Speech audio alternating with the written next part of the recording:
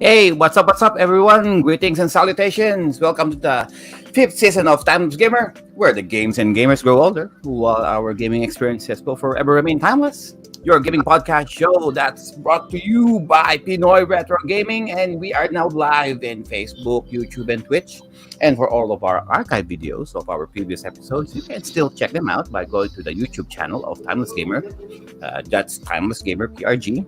And you can also listen to us in Audible, Amazon Music, Spotify, iTunes. What else? Samsung Podcast, Google Podcast, Apple Podcast, Podcast Index, Listen Notes, Pandora, TuneIn, Stitcher, iHeartRadio, and Deezer. I'm gasping right now, guys. So every possible podcast platform that you can probably imagine, we are there. We are a necrotic cancer. so so you have no excuse not to find us. I mean, we are literally everywhere. So joining us this evening, of course, Miss Honoka 99, Miss Charlene. Yo, guys. Good evening. Honoka 99 here live. So today we are going to be podcasting here some gaming mascots. So do follow Pinoy Retro Gaming, guys. Hope you guys enjoy the stream. All right, thank you for that, Miss Charlene. And how about Sir Retrofreak, the one responsible for our thumbnails for this evening? It's all about the gaming mascots. How about give it up, Sir Retrofreak? Sir Ray. What's up, guys? Magandang gabi. Hope you're to enjoy the podcast. All right, let's go. Thank you, Sir Ray. And of course, returning once again after a month hiatus from the show, Sir Yes. Dan. How are you? Yeah, good. Thank you very much. Good to be back. Hello to everybody out there listening, and I hope you enjoyed the podcast. All right, and it's good to be back with Sir Dan. And speaking of which, let's talk about the backbone of the show, which is the chat tat. How you all doing today? We got Viraj here representing the Sega Group. Sir Dan is very much happy to have Viraj here. Sir, early. I mean, usually Viraj would just come out like what on the second half of the show. Rosello is also here. Sir Romel is also here and says, "Love I love the background, Miss Honoka. I used the same one as my boot up screen on my Sega Mega Drive Mini. Good taste." Nice shout out from Sir Viraj. And Sir Jano is also here. Our brothers from Pinoy Retro Gaming, Sir Jomar Dasar is also here. All right. Oh, and Sir Jansen of page name required is also here, joining us on our show for tonight. So the show for tonight, guys, it's all about the gaming mascots. So when we say gaming mascots or mascots in general, what comes to mind? What does a mascot stand for? Why do we even have mascots to begin with? How about Sir Dan? Well, yeah, mate, a good question. To me, mascots embody the vibe and the philosophy of the parent company. Really, some of the ones that we'll obviously go through, popular ones that we're all going to talk about, like Mario, Sonic, all those. They definitely capture the essence of their parent company. So that's what it is to me. A nice sales motif. All right, so it's all about the sales. Well, How about I'd say something you can identify with. Something it's something that is identifiable for the company and something that the company identifies with? There you go. A very good answer, Sir Dan. How about Miss Honoka? What does a mascot stands for? What a mascot is for you? Usually for the mascot, it stands for the brand of the company, which character and popularity, if whatever they like, their favorite characters like Sonic, Mario, Pac-Man, any kind of branches that they really love. All right, thank you for the good answer, Miss Honoka. So it's more of a branding issue. And how about Sir Ray? What is a mascot for Sir Ray? Hey, what's up? Jollibee. Ayun, si Jollibee. Diba, ang sarap. Anyway, mascots. Ay, for a marketing strat na rin yan. It's for a marketing strats and for the game system and for the game itself, for the series. So, game companies, game systems needs a thing or a mascot that will be their um,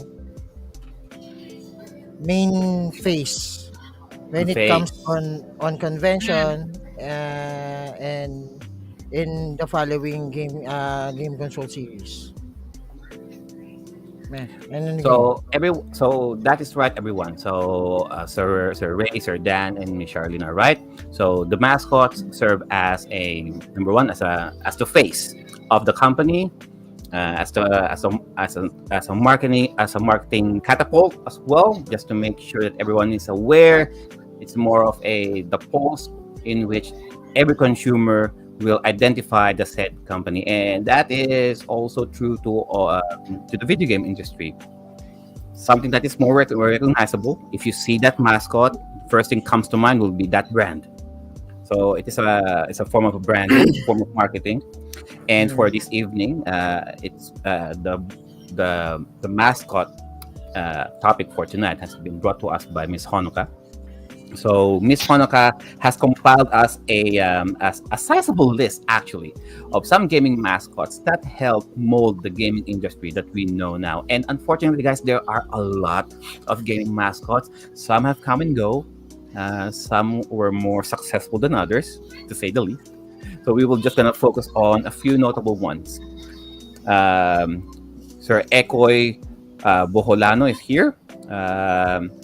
Sir Viraj is mentioned, of course. Sega, the Sega the Blue brand, having Sonic and Alex Kidd, and Master Chief, of course, for the Xbox, for the Green brand. All right. So we will. I will toss it first to Miss Honuka. So we will try to make it a little bit more chronologically here. And the first, well, arguably the most recognizable mascot of them all would be coming from Namco. Oh, Yes. let's give it up for Mr. Charlene.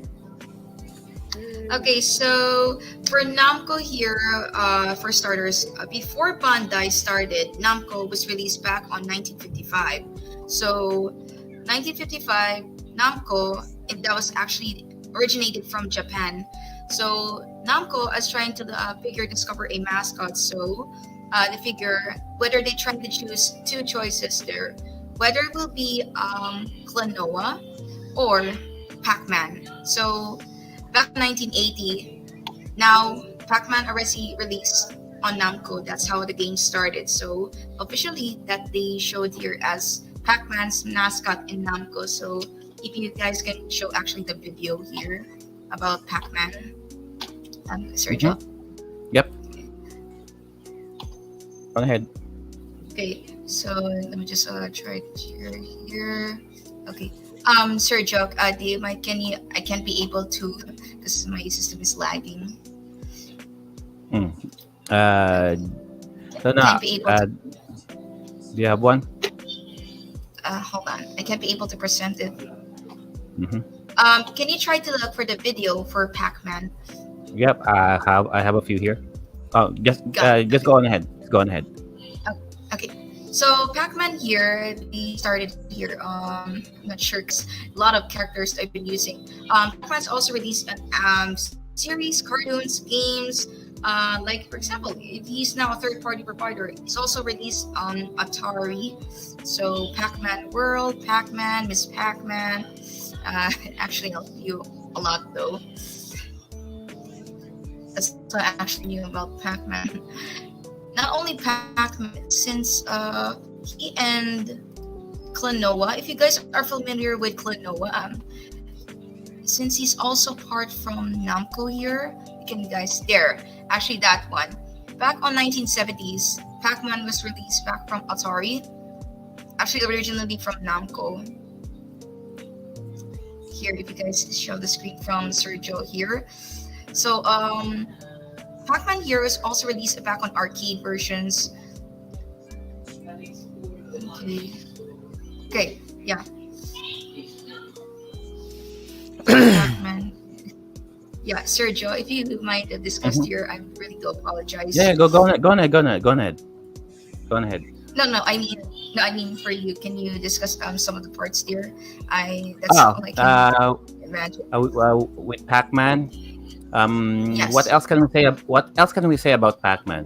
Well, I mean, Viraj just mentioned a very good key point in the comments already, and Yes. We couldn't call him. You know, it was originally called Puckman. Yeah. I think it was spelt with a K on the end as well, but I'm not sure. I might be wrong. But yeah, obviously in English, we weren't going to call him Puckman because Puckman, yeah. that easily became Fuckman. And Fuckman. when so they had to change his name with that, which was quite an oversight, really. Yeah, it's kind of strange, but why Fookman? Do you guys know actually why? I'm not familiar with it. Why Fookman? But Puckman, I mean, I don't know why they chose the name Puckman. Right. According to Professor Iwatani, the creator of Pac-Man, the Japanese onomatopoeia of a mouth opening and closing is paku paku. Paku, So Paku? paku paku. So if you translate that into English, it's puck. So it's pu. It was spelled as puc, and then when the so originally it was puc man. So it's puck man, and then when they tried to shift it to the US, of course, uh, obviously, they were afraid that the teenagers might change it to something naughty Oh, because of the F word. So they oh, decided to change it to PAC, Pac Man, instead. And according to Professor, so that the common story about the origins of Pac-Man is that Professor Iwatani was having a pizza, took a slice, and he just saw the figure of Pac-Man right then and there. And according to him, it's half the truth. mhm. Originally, with the gaming system, with the technology at the time, they cannot really make it a full circle. Originally, Pac-Man was supposed to be a square shaped blip, Like a tree. but they have to rounded it. But they have to rounded it out. They were able to make it as a round shape as possible.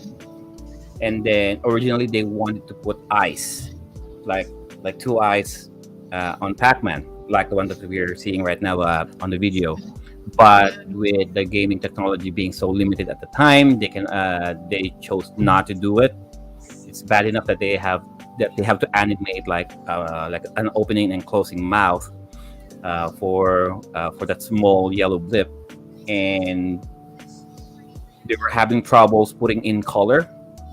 Uh, not until Professor Iwatani saw Galaxian and Space Invaders on how they put color into the arcade machines, because before what people were doing, everything's in gray. They will just put some colored cellophane just to simulate color. But Professor Iwatani was able to replicate the color systems. That's why if you're going to see on the original arcade, there's blue, and the ghosts have their own different colors. Uh, Pac-Man i- Pac-Man will be yellow, and the ghosts will have their own colors. Each of the ghosts will have their own personalities. Each of them will have their own strategy on how they will get Pac-Man. One of the ghosts will move faster. One of the ghosts will go around Pac-Man so it can do a pincer attack. A ghost will just do whatever, uh, you know, stuff like that. And as far as I know, if you're going to pit Pac-Man with, say, five other mascots, 100% of the time people will recognize Pac-Man Really? as Yes. one of the, yeah. So if you put Mickey Mouse, Bugs Bunny, Pac-Man, Mario, and Sonic, most people will recognize Pac-Man, even the generations right now, actually. So that's how Pac-Man has transcended every generation, even despite people not really playing Pac-Man at all. How It's about Sir amazing Ray? with Oh, Pac-Man. yeah, It's amazing how many yeah. games have been made with Pac-Man as the star that are really obscure now. Mhm. You know what I mean? Like you look at other mascots like Sonic and Mario, and there's a lot of games out there that are well remembered, whereas very few Pac-Man games, apart from the original Pac-Man and maybe Mrs. Pac-Man, are really remembered anymore. I know. Yeah. To be honest, I don't even know. I don't even understand what's the purpose of Miss Pac-Man. It's basically the same game. I mean, what? I mean, Gender swapping, gender gender politics, swapping, gender equal politics. opportunity Yeah. for equal opportunity, right? And Viraj is right. It was also ported to the Atari 2600. And a funny story Yeah. about this one, uh, because when they acquired the gaming rights, Atari acquired the gaming rights for Pac-Man. At the time, there were only 10 million Atari VCS sold, and they decided to uh, to publish and manufacture 12 million Pac-Man cartridges. So they were so confident in their on their Pac-Man port that they will create 2 million more cartridges just so that people can buy more Atari VCSs. And Todd Fry was the one who uh, Todd Fry. Well, they say the task was given to Todd Fry. Uh, Sir Howard, we asked about this to Howard Scott Warshaw before, and he know Todd Fry. Todd Fry was the only programmer back in Atari who volunteered reluctantly about making the port, and he only had so little time to do it, and so he created a prototype. That's why so they created a prototype, and at the head honchos at Atari didn't want to waste the holiday season of 1978, and rather than waiting for Todd Fry to finish the whole game, they produced the prototype instead. That's why what we see now on the Atari port is this horrendous game that we see right here. Yeah, but upon checking there, oversold over 1 million copies are still there on the Atari 2600. Mhm. And as far as I remember, on their marketing strategy with this one, um, on the magazines they were showing the arcade footage of Pac-Man.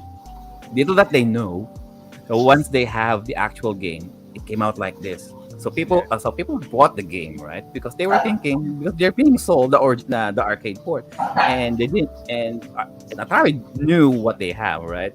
And knowing that it's not going to be the same port as the arcade, so they showed the the arcade footage on the pictures, and then the consumers were surprised on what they saw. A lot of them were disappointed. A lot were asking for refunds, right? And a funny twist about this story about this port. Todd Fry was on his contract. He's going to be paid for every cartridge made, not sold. So let's just say, right? So Atari made 12 million, and Todd Fry is commissioned to have 10 cents, at 10 cent per cartridge made and not sold. So let's just say 10 million was only 8 million only 8 million cartridges were sold, right? But no, Atari made 12 million. So that means so 10 cents, so 12 million times 0.10 cents. So he'll get what? Like maybe $120,000. That's a nice Right? deal. Nice deal. Not bad. Yeah. Back in the late 70s, early 80s. Early 80s. That's a lot, and it's cartridge per cartridge made, not sold. So I'm not sure if it was a pretty ballsy move on his part, because he knows what he had, what he had made there. Because obviously it's not gonna be very profitable if people know what the game is gonna be like, right? So still, ano ba? Still ba, Pac-Man pa rin ba ang mascot ng Namco? Or Yes. they have until- How about Up un- Klonoa? How about Klonoa? Klonoa is Kasi an unofficial medyo mascot. nagpo-focus tayo kay Pac-Man eh. How about Klonoa? How about Klonoa? How about Klonoa? Klonoa. Let's go with Anong year Klonoa. siya inintroduce o when siya inintroduce? For Klonoa, upon checking here, he's on 90s. I just double check on my research here. Is released on 90s. He was also released on PlayStation. Not only on PlayStation. Let's not go back. Let's go to PlayStation. Let's go still on Namco kasi Klonoa is Okay. part of the mascot of Namco, right? Tama? Yes. Ah. Yes. Anong Right. game siya nilabas, But Klonoa? Kailan yung game niya nilabas? I'm not sure And the percentage here. It's why does 90s that I'm Klonoa seeing here. considered as a mascot of Namco if Pac-Man is still their mascot? Why did they What is it? consider Klonoa as their mascot? Um, they're trying Is to do it rivals just actually because of with the sales of Pac-Man. the game or what? Kasi Yes. still up to this date, Namco, Pac-Man is still their mascot, Mm, right? So yes. why did they announce or they said that Klonoa is their mascot then? It's Or because of hmm, the sales marketing okay. branches. That's the Mhm, reason why. okay. So yun, that's it. I think it was Okay, we're basically just focusing on Pac-Man for Namco. Now, let's not No problem. forget there's still Klonoa, right? True. Yes. The conversations on the Pac-Man itself is quite long. Let's not forget Mm, there's a lot of mascots that, yeah, for example, that's Klonoa. And let's not forget mm, Klonoa for Namco, right? yeah. I Okay. mean, right. a lot of games Yeah. companies try to revamp the brand, don't they, now and again? And essentially, that's what Klonoa were. It were they're entering a 3D era, and they wanted something fresh. Obviously, I think Pac-Man's Yeah. not exactly a 3D. When you're trying to sell a 3D system with graphics that are going to wow, a yellow ball isn't anything spectacular to sell the system on, is it? So I should imagine Klonoa was a bit more up to date, in your face, and an attempt to grab that market, really. I think this was a time when everybody was trying to have a mascot, like a platforming mascot. Because as far as platforming mascots goes, you got Sonic for Sega, you got Mario for we got Mario for Nintendo, and PlayStation at the time was trying to find a suitable platforming mascot, and every third party company out there was trying to pitch in. Yeah. And the answer, and coming Yeah. from Namco, you got, because obviously Pac-Man cannot be the platforming guy, so they had to create something. That's why Namco came up with Klonoa. And as far as I know, there are a cult following of Klonoa fans out there. But unfortunately, this was the time when PlayStation didn't really know what it wanted on what mascots that they on what mascot that they think will carry the PlayStation brand at the time. I mean, considering, I mean, the sales wise, it sold decently enough, but for some reason, um, the face still remained with Pac-Man rather than with Klonoa. But Klonoa is still pretty recognizable to gaming fans as well. I mean, Yeah.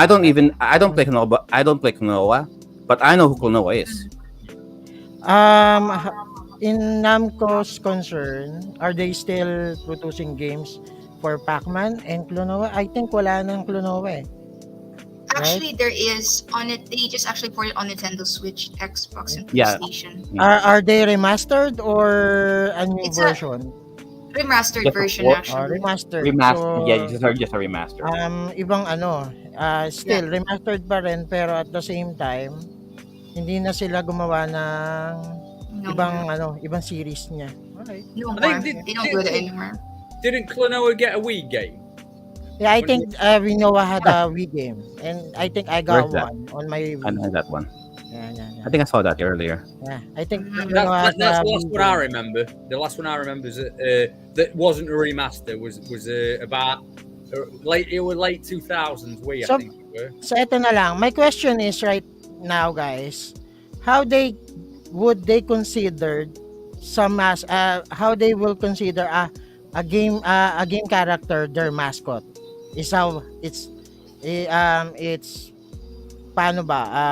It's on the sales wise on the game or I just character wise it's think quite appealing to the ano I on the think these on the game. mascots from the 90s, the mascots were definitely they were intended to sell the game. Do you know what I mean? They were all designed to purpose. They weren't just characters made for a game.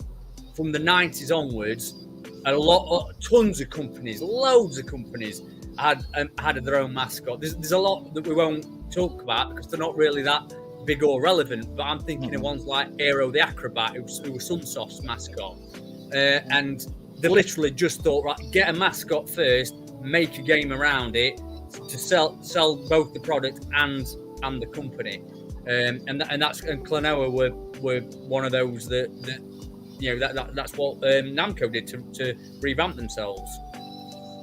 And to piggyback on what Sir Dan said, so he's right. So it all comes down to sales. So they needed the face of the company, exclusivity. Basically, they needed something that is so exclusive to that gaming system that once you see that character, everybody will fled to buy that console. During the console wars of the 90s,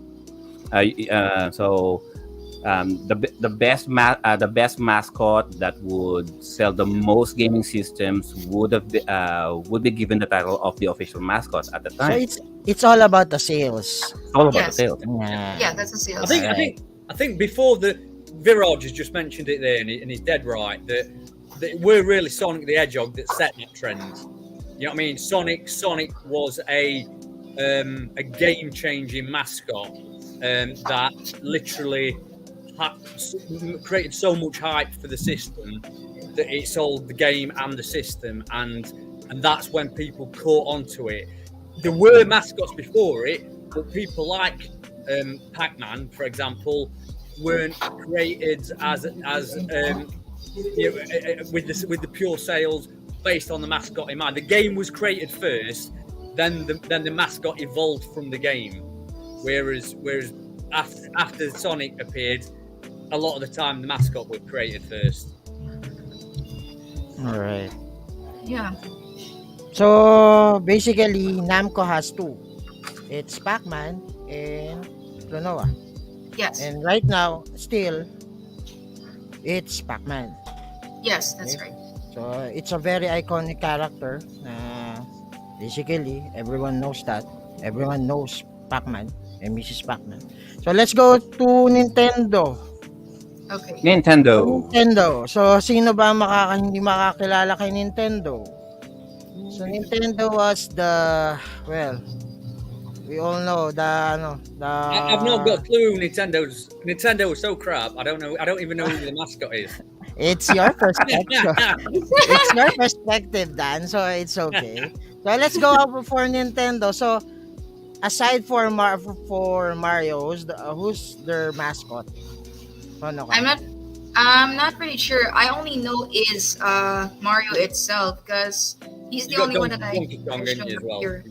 Oh, there are a lot actually. Well, Mario would be the number one.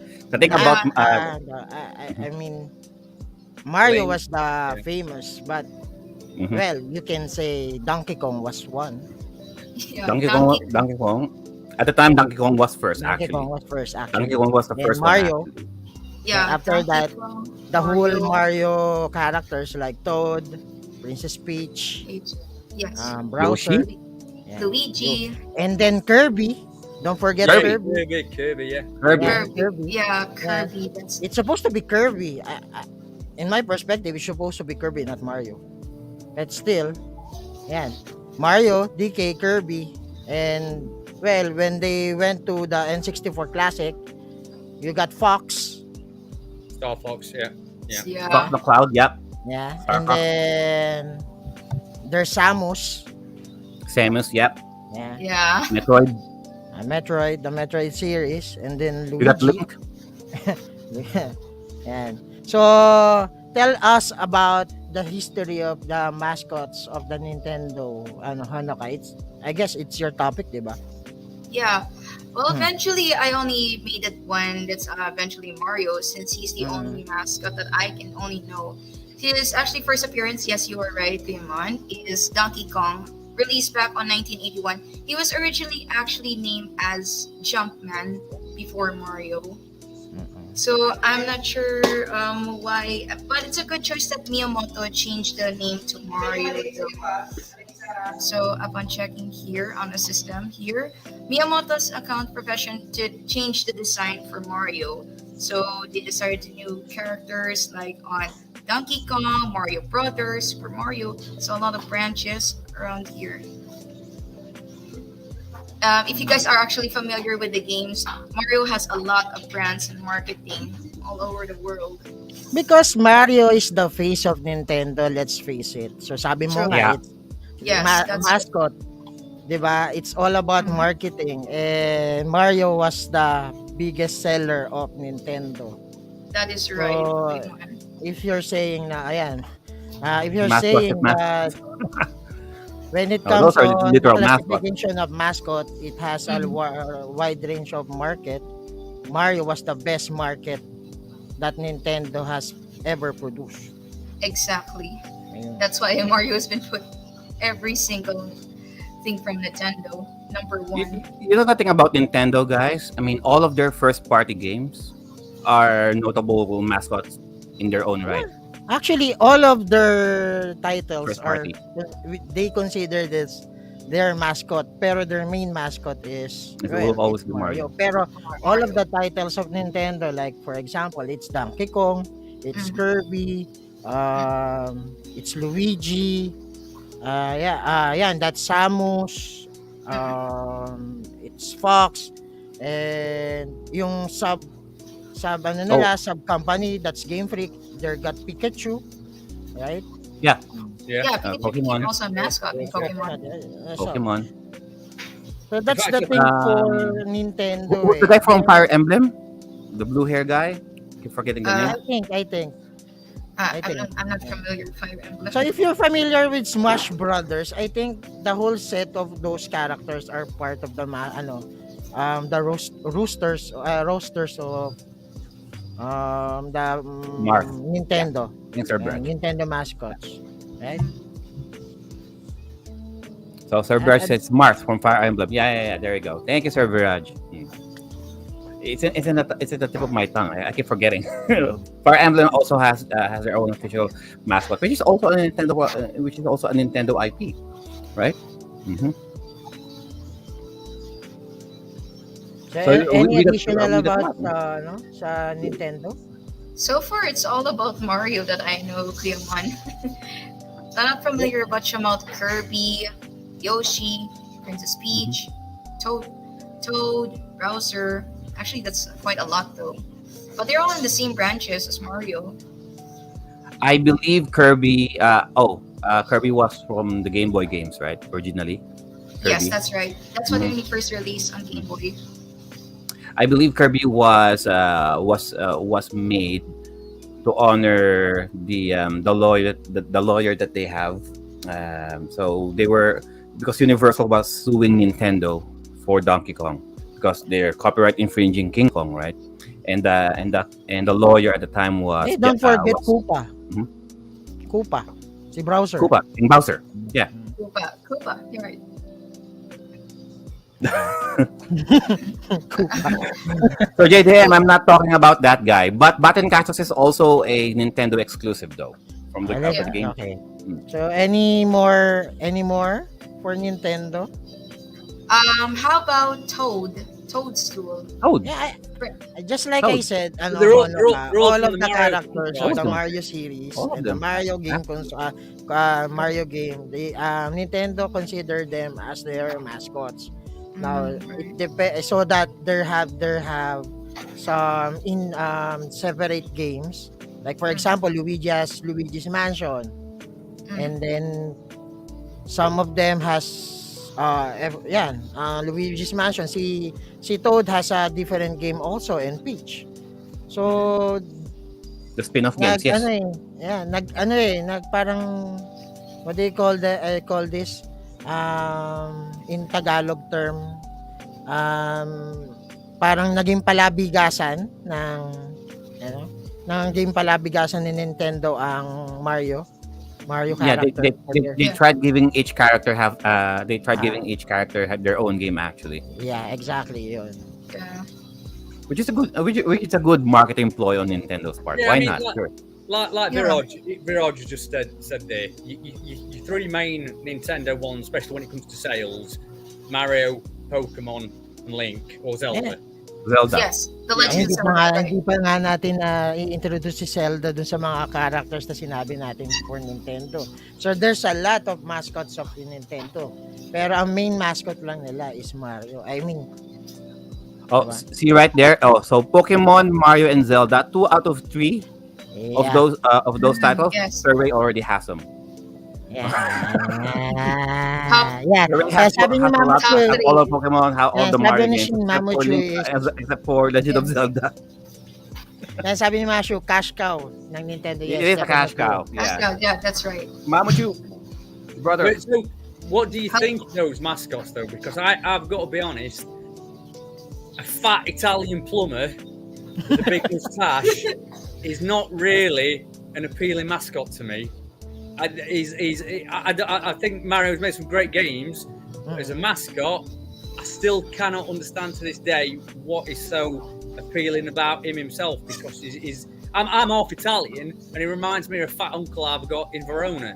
And I'm like, I don't want to be reminded of a fat uncle in Verona. What's all that about? I mean, Sir Dan, if we're going about body shaming someone, I mean, apparently people for some reason Nah. just like Mario. I mean, people back in the 80s and 90s are less judgmental. Sir Dan is not being judgmental. He's just being An Realistic, yeah. But I mean, for the animations kasi, Sir Dan, for the animation, Nintendo has a great has some great animators that animated Mario in a perfect way that kids will enjoy him Yeah. as a character. For example, if you're going to just see Mario as a Mario character on the game itself, it will not be appealing to the kids, Yeah. right? But now you have a good animator, you got good animation, and then all of a sudden you have some good drawing for Mario. It will be a good appealing for kids. Yeah. Yeah. my answer to Sir Dan would be because Mario was the thing that we only was the only video character that we had after the 1983 video crash. Yeah. Nintendo will revitalize the gaming industry by producing Super Mario Brothers. Because Mario was just on the arcade. Mario Brothers, that's it. Yes, It's that's just right. it was just two guys jumping, getting rid of the turtles, right? And that's all fine and good. But after releasing the NES and the Famicom, was the first game that we all had at the time. Was Super Mario Brothers. Marketing wise, they also produced the animated shows. A lot of people, a lot of games back in our generation loved that show. Who was the wrestler who portrayed the live action Mario? I'm not talking about Chris Pratt. What was Charlie Summit? I can't remember his name now. Who was that guy? I love that show back in the day. Hey, Mario Brothers from the channel 2 Saturday. Bob Hoskins. There he goes. Thank you, Sir Biraj. Yeah. Right, that one. Right. Yeah. I was thinking of Charles Martinet, he was voice, wasn't he? Lou Bob Alban. Hoskins? No. Bob Hoskins was the one in the movie. Lou Albano was the one in the TV show. Yeah, Viraj just said there that I love the Mario Brothers movie with Bob Hoskins. Fantastic movie. Greatest movie of all time. All right. So let's forget about Nintendo. This is the one you really wanted to be. Sega. Sega. All right. All right, we go. Sega. Now, okay, go. Go, Sir Dan. Sir Dan. Sega. Blue brand representing the blue team. Let's start at the beginning. I know Viraj is gonna help me out and pitch in here, so we'll keep an eye on his comments. But Sega's first mascot was Professor Azabin. Okay, Professor Asabin. Yeah, and he started life on the Sega SG one. Oh, it's my long lost brother. On Sega SG 1000 in 1983, and that became the Master System basically. And basically, all he used to do, as you can see there, he used to provide tips and help in the manuals. It didn't feature in any games. He just used to feature in manuals. I think he featured in about 60 manuals, I think it was. So there's not really much depth to him. He did feature in some Mega Drive manuals, but I think that was just providing telephone numbers for helplines. So it weren't really a very big mascot at all. It did reappear on Sega Gaga in the Sega Gaga Tribute RPG on the Dreamcast. But yeah, so it was just a cool little rabbit, and nowhere near the level of likes of Mario and that. He would just like a Sega Professor, the rabbit itself, he has a game? May game ba siya? No. Or manual lang siya, no?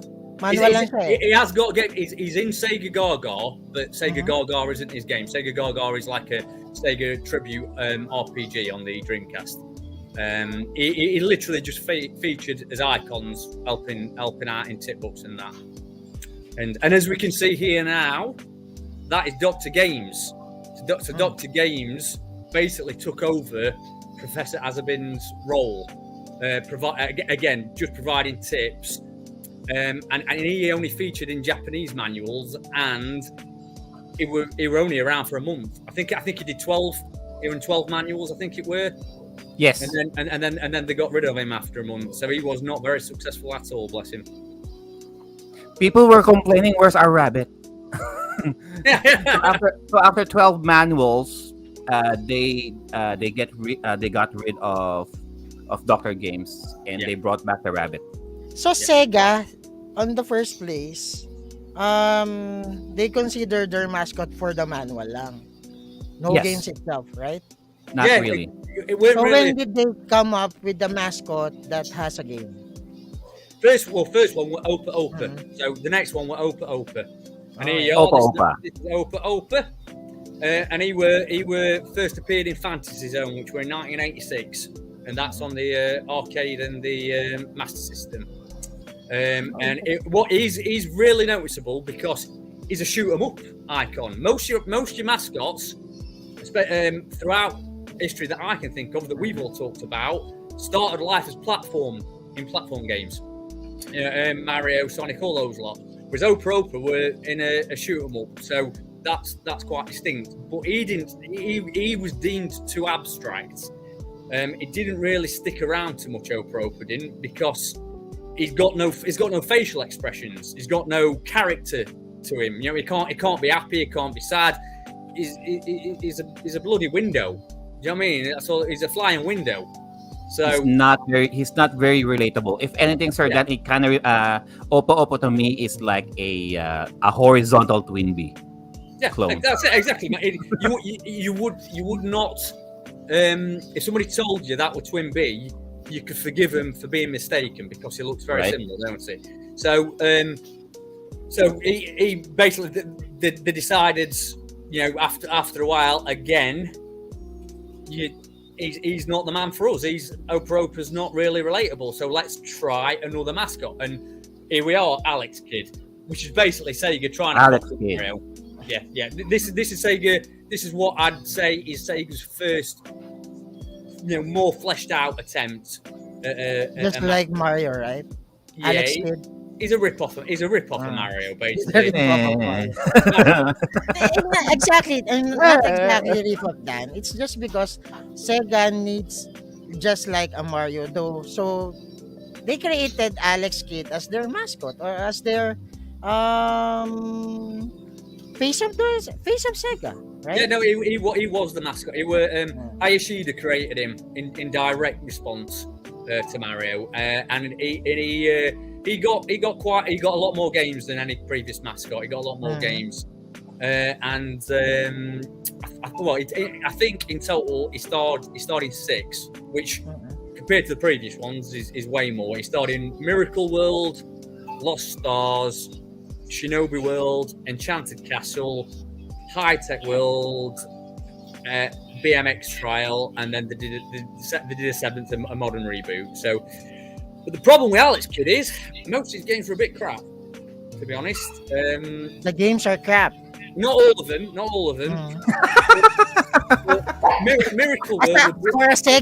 For a Sega enthusiast, Dan said some of Not the all of games it. of Dan, Not all of it. some of the Miracle games World. of Alex is Yeah. crap. So Most of them, the majority, not no, all. it's okay. Miracle World. Mate, I think most of Mario's games are crap. So, Hey, Yeah. Mario doesn't have a good record, It's not Yeah.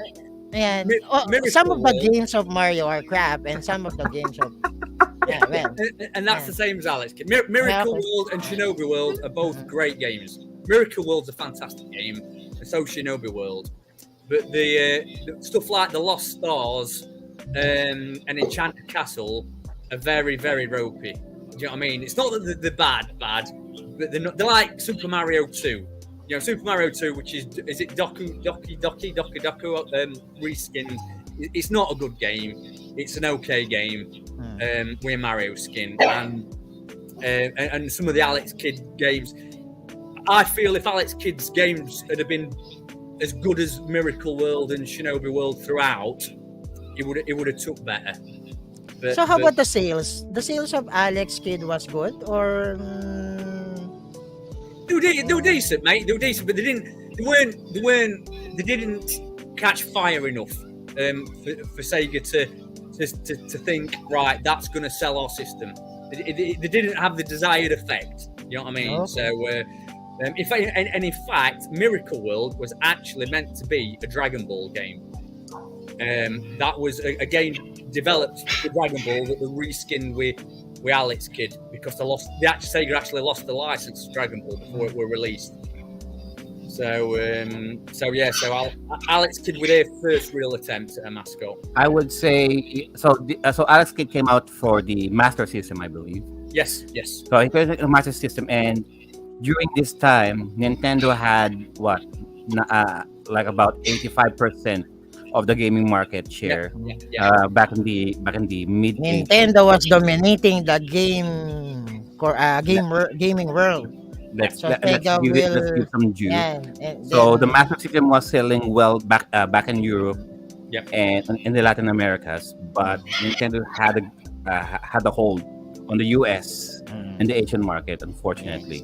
Yep. So unfortunately, if Sega was a little bit more fortunate in selling more Master Systems, having Alex Kidd as their face, why as not? their Sure. face of Sega. Now let's go to your favorite character, Sonic the Hedgehog. Anyway, when did Sonic. Sonic the Hedgehog introduced? And what gaming console or gaming system did Sega was introduced?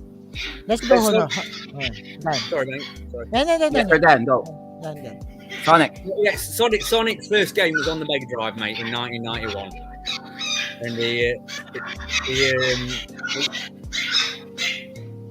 sorry, I just got a cat there. Sonic were introduced. It was designed by a guy called Oshima, and he was the big right. We are not messing about anymore.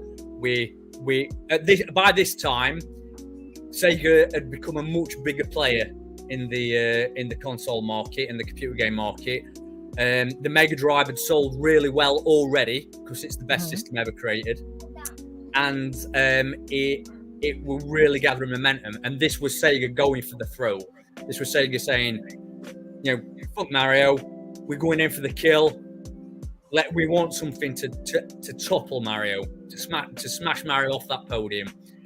And so Oshima created him, and he actually started life, funnily enough, very, very similar to Sega's first mascot, Professor Azabin. He were actually a rabbit, a blue rabbit, on Oshima's first designs.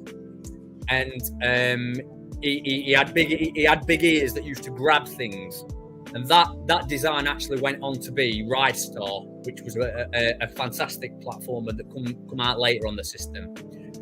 But they literally wanted to embody something edgy, and so Ashima did a load of designs, including stuff like armadillos, spiky stuff, armadillos, porcupines, stuff like that.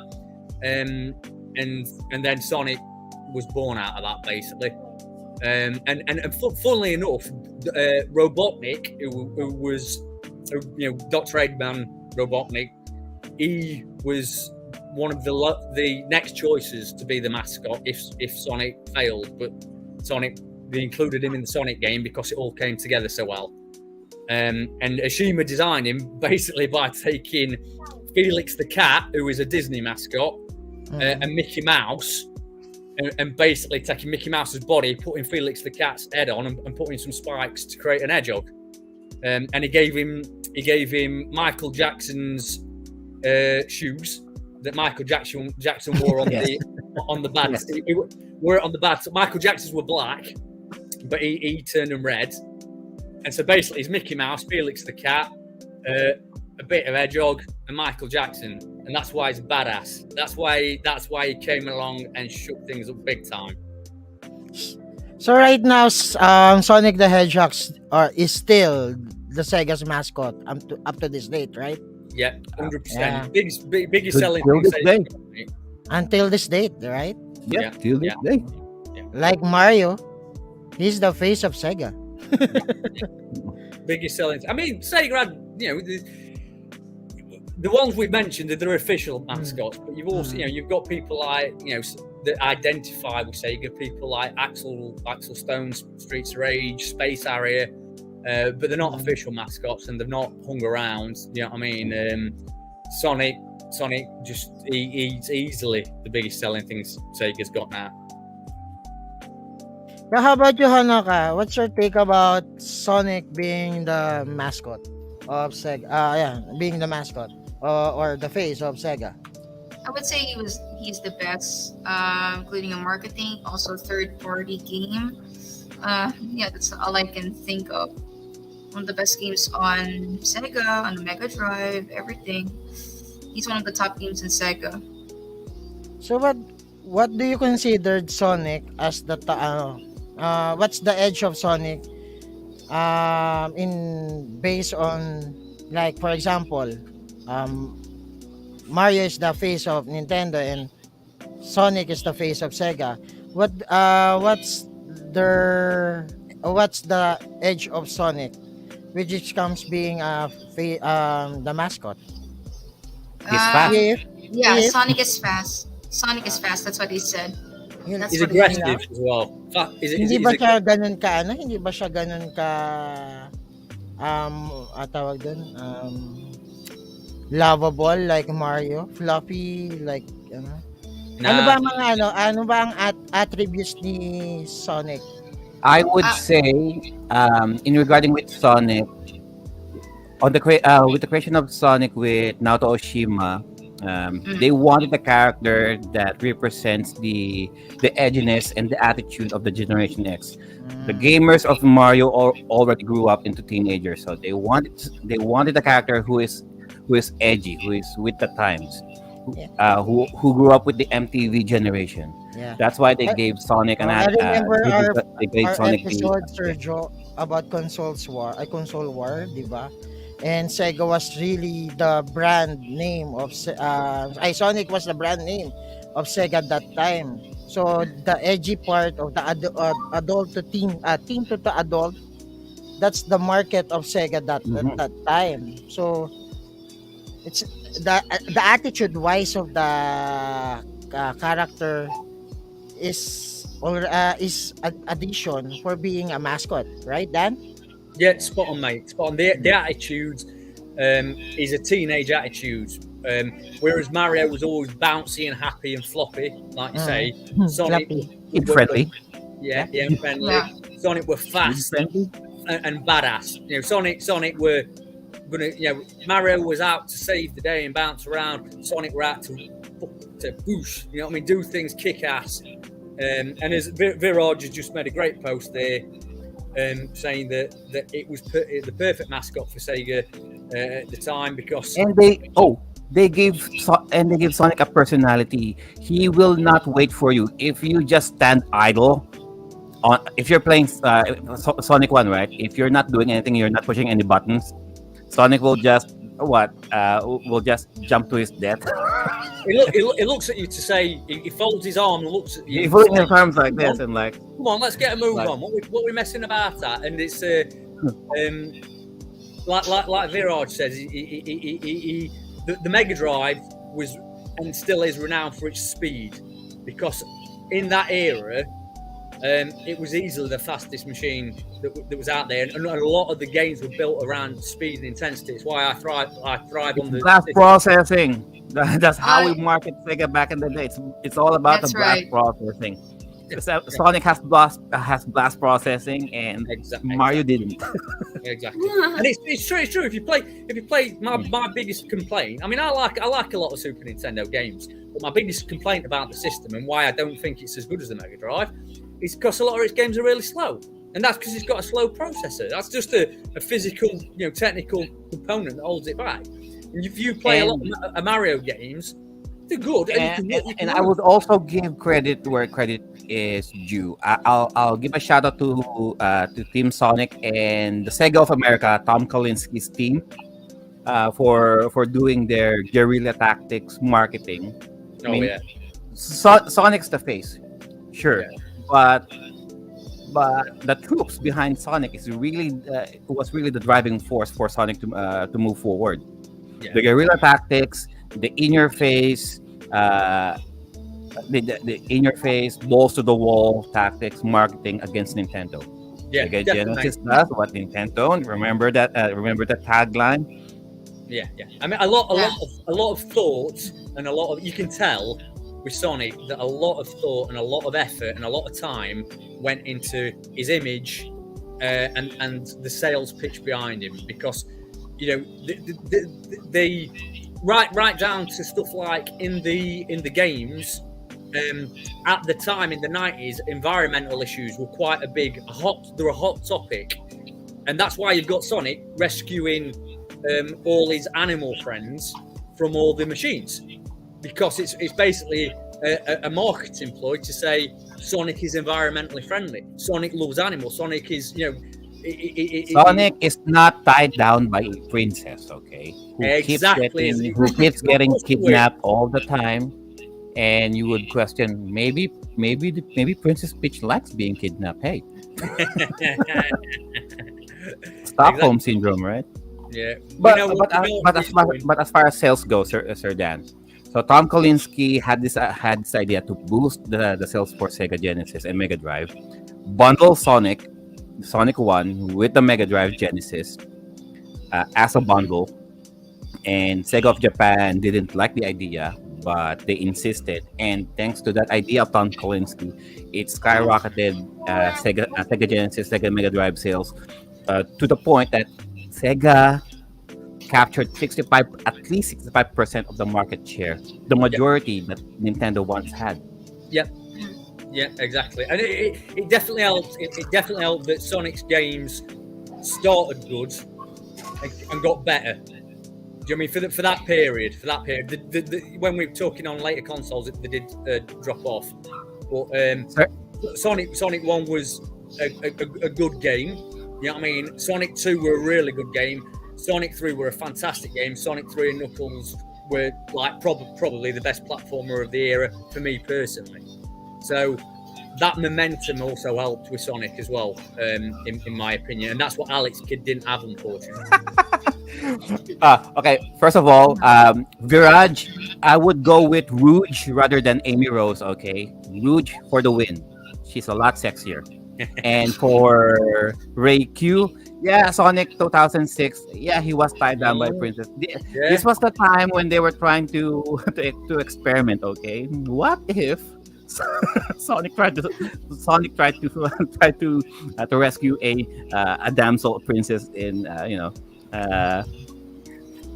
a princess in a given game. So why not just have Sonic save a princess? Sure. Ay, wait. The answer Di is ba may may leading lady si Sonic? Who's that, Macron. who's that character? Who's that Was character? that in 2006? Is that lady Hindi, the mascot din, The Sega mascot with the introduced. The character Amy Rose? introduced. Ha? Is it Is Amy that Rose? Amy Rose? Yung parang Oh, yeah. That's Amy Rose. Yeah. The pink is Amy Rose a hedgehog too, Sir Dan? Yeah. Yes. Right. Oh. And she's an hedgehog with boobs. So you Oh no, like, you like. Rouge is the bat, the one with the boobs. Oh, so Amy Rose got boobs. Nice. Not as big as Not as Rouge. big, not as big as Rouge. Not as big as Rouge. So that's another thing you see. Sega were well aware that boobs sell. Boobs. You know what I mean? Boobs sell. You know what I mean? So yeah, so that's pretty much. I mean, to go through Sonic's games, Sonic's got so many games. I think he's got over 90 games now. So you know what I mean? There's so many. This is How about this guy, Rice Star? Rice Star is what Sonic started as. That's the bunny. So if you go back to Rice Star, that was going to be what the bunny's ears did. So the design's a bunny. He was going to grab things, and then they looked at the blue bunny and they changed it into a blue hedgehog. But they used the basis of the blue bunny for Rice Star. Well, so much for Sonic. By the way, Sir Dan, have you played the recent Sonic Frontier? Have you? I've not, mate. Well, no, sorry. I've played it. I haven't got it, and I've not played it at length. My friend bought it.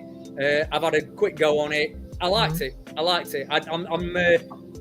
running a 16-bit playthrough at the minute, so I'm trying to get all them done before I start going back to modern games, and that's taking a lot of my time up, unfortunately. But what I played the Sonic Frontiers, I liked it, mate. Actually, I also like it because I tried it on one of the conventions here in the Philippines, and Sega was one of the biggest booth there, and we got some VIP passes on that area.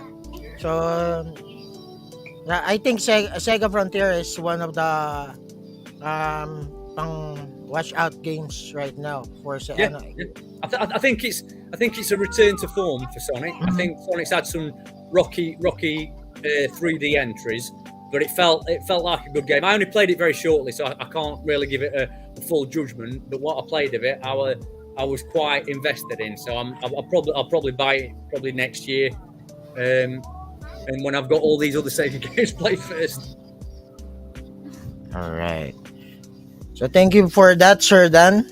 Yan. May additions ka ba, Honoka, for the Sega? So far, no. That's all I can do. All right. Now let's go naman to Capcom. Okay. Capcom. So Honoka. Capcom. Come on. Okay. So yan, go ahead, Honoka. So sorry about that. Okay, so what we have here is, I'm actually not familiar with this character. It says here the first one was Captain Commando. Have you guys heard of Captain Commando? Yeah. On the Nintendo Entertainment System. Actually, it was originally released back on 1986, though. Actually, in two systems. NES, is it NES and the Commodore 64? Are you familiar with it? I didn't realise he were on the 64. I'm well familiar with the system, but I didn't realise he got a port to the C64. Yes, originally he's a fighting game. It's not a fighting game though. Like it's not a fighting game, Honoka. It's a beat 'em up. Beat 'em up. Oh, beat 'em up. Oh, yeah. Beat 'em up. Okay. So he also uses energy globes, which he can shoot mighty bolts of fire and electricity on his body. So that's how I picture Captain Commando. He runs weird. Yeah, I'm not sure actually about this one. There's actually more characters than Captain Commando. We have your Mac the Knife, Ginzo the Ninja, and also Baby Head. If you guys are know about these characters. Mommy Commando, Ninja Commando, Baby Commando.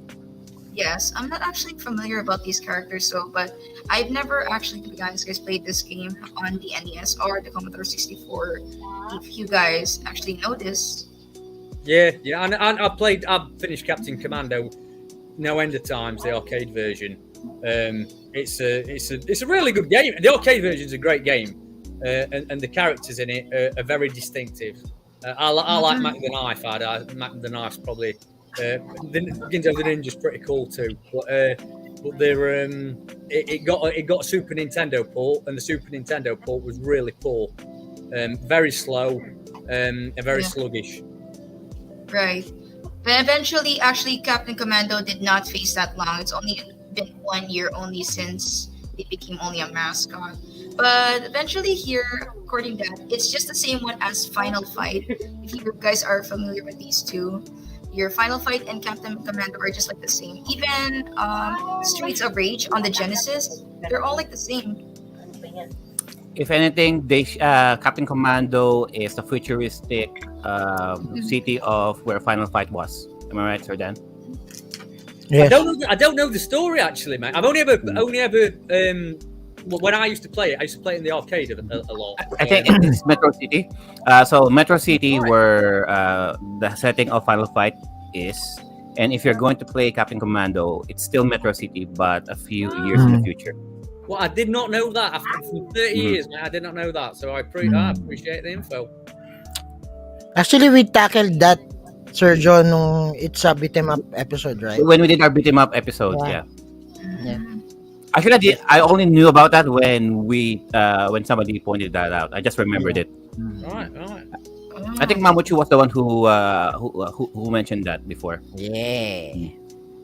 I mean, So Captain Commando, based on the comment, it's Captain Commando. Capcom. Capcom. For Yeah. the word Cap and Com. Captain Commando. Yes, that's how Capcom started from Captain Commando. So, how long did Captain Commando being the face of Capcom? Actually, it's only been 1 year only. They only released until 1987. So, sino pumalit sa kanya? So, who's the one Who took over? Oh, who took The over? the one who took over is now, you guys all know, Mega Man. Ah. Yes, Capcom. That's how. So Mega Man was replaced from Captain Commando, released on 1987 on the NES. If you guys actually know, from 1 to 10. Actually, his original name was Mighty Kid. They tried naming Mighty Kid, Knuckle Kid, or Rainbow Battle Kid. I'm not sure why. When checking on my researches, on the Japanese name they called Mega Man is Rockman. I'm not why Rockman though. It's like rock and roll guitar or music or something. Yes. Am I right? Yes. Rock and roll Yun guitar nga. though. Kasi panahon yun ng rock bands. Ah, okay. So that's why they call Rockman. Well, he has a cyborg sister named Roll. Roll. Bro. Dapat it's supposed to be Mega Man and Roll. Pero dahil nakita na yung platform game, they just consider this Rockman. Okay, I see. Kaya dapat it's supposed to be Rock and Roll. Pero in Japan. Ah, Okay. okay, got it. Well, they Rock and Roll. named Sabi it. nga ni Bara. Yeah, Alright. well, they actually named him now Mega Man on the US So version. why they considered Mega Man as their main mascot or the face of Capcom right now? Upon think checking here, it's the brand or maybe it's the character itself. It's actually pretty cool. They like the design of Mega Man though instead of Captain Commando. How about the sales? The sales are actually pretty good when it comes to Mega Man. All top sales, all of it. Arcade, consoles, everything. They really loved it. So Mega Man became top on Capcom. Yeah, Mega Man definitely. He definitely caught fire, didn't he? When that series got released, a lot of people really liked it, and a lot of people bought into it, and carried on doing through all the following generations too. They loved Yan. it very much. Oh, there you go. Ayan si Marlon. There's a Ang good answer sabi, down the there. copyright of the name Rockman in Western because of the band or name of brand. Yan. There you go. Okay, Thank you, Sir that's Marlon, for that. thank you very much, Marlon. Really appreciate it. So comes to that. Actually, all the enemies are based on man, like fireman, electric man, quick man. I don't know actually why all the enemies are men. Do you guys know why? We'll say that again. Why are the enemies? Well, as far on the original concept of Rockman, Mega Man, they wanted the robot mask.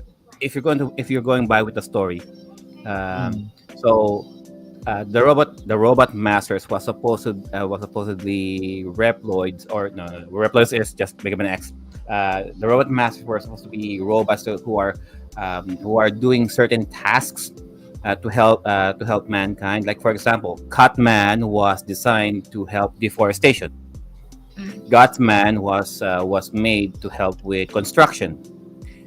Elecman was supposed to help with energy and electricity acquisitions.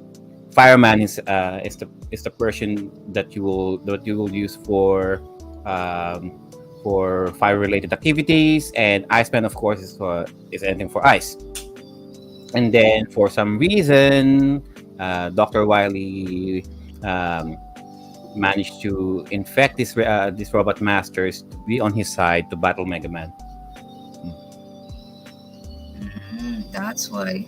And that's a great approach, isn't it? 'Cause it gives the game and Mascot a lot of character and a lot of identity. What I liked about Capcom with that is that they made each boss very distinctive, because obviously they all included their own powers into that part of the story. It's like Rockman, so basically Rockman, Iceman, Proto Man, Fireman, Gutsman, Catman, Elecman. So all of them are mans, right? So all of them, all of them are Yeah, men. actually, they're All all of them are men. He's a very sexist character. It is. I mean, I think there's only one female robot master. I think that was in Mega Man 4. Mega Man 4. Mm. The only female robot master was a mermaid. I think. Wait, Mermaid, Mermaid? tinago nila yan actually, Sergio. Mhm. Mermaid Lady siya sa Mega Man 10. 10 ba yun? Mega Man 10. Yeah. 10. Oh, Sir Pao says Splash Woman, Mega Man 9. Oh, Yeah. There you go. Mega Man 9. There you go. Splash Woman? Yeah, water. I never heard So guys, what do you, paano, do you think, bakit nagtagal si Mega Man as their mascot? What do you, yeah. I would go with sales. The Yeah. longevity of Mega Man, I would go with sales. Same. The first Rockman sold well. People were clamoring for a sequel, which Mega Man 2, arguably the best Mega Man of the 8-bit era. True. Ask any Mega Man fan out there, they will say, Mega Man 2 is the best. And then Mega Man 3, Mega Man 4, 5 and 6, and then unfortunately with the succeeding sequels, apparently the quality drops Kinda. And for did each they- sequel, arguably. would Yes, sir, Dan. If Mega Man were made today, would he be cancelled because of all the enemies being, apart from Splash Woman? I really don't know. But Me Too. Yeah. Me Too. Yeah. Or I really don't know that. I sure Dan. I really don't know if Mega Man will be cancelled. Because of guys, those, do you think Mega Man's gonna be cancelled because of feminists. misogynistic values? Yeah. No I equal said- opportunities. No. No, Mega Man is not gonna give up. Actually, they're gonna release Mega Man 12. I'm not sure when. When? I'm not sure. Pretty soon. Capcom Pero- might release soon though. They are all robots. I mean, they don't have any junk to begin with. True. True though. They're not Although considered as robots anymore, Sir Joe. They're androids. there's Android, they Yeah. look human. They have human faces, yes. Yeah, right now, diba? Except for the robot masters, though. Yeah. Robot Masters are robots.